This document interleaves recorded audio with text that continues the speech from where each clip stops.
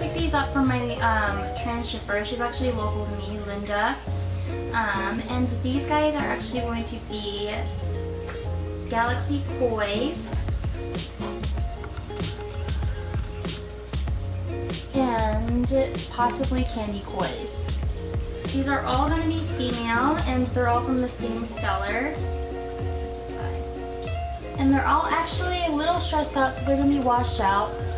Once they're acclimated, their colors will show a lot better than what they are right now.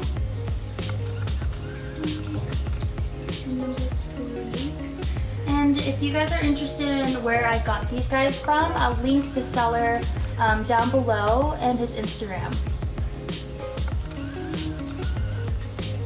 And I've got T here helping me. Right, Betta?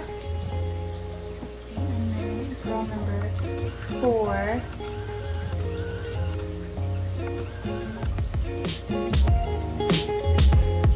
Okay, and then the last one, last but not least, is girl number 5. And for all these girls, I'm actually going to be quarantining them.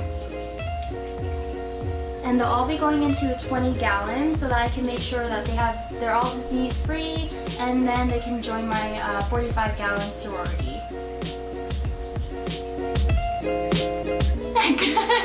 So they've been acclimating for about 15 to 20 minutes now, just to get the temperatures right, just because they were a little cold. So I actually do the plop and drop method, and what that is basically, I don't have scissors, so I'm not prepared. Okay, so I'm going to do the plop and drop method. Basically, I'm just going to open up the bag, pour out all the dirty water, because you don't want any of that water in there. And then I'm just gonna plop her in. There's girl number 1.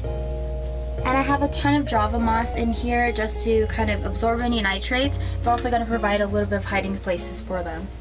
And then girl number 2, and I'll just keep doing the plop and drop method.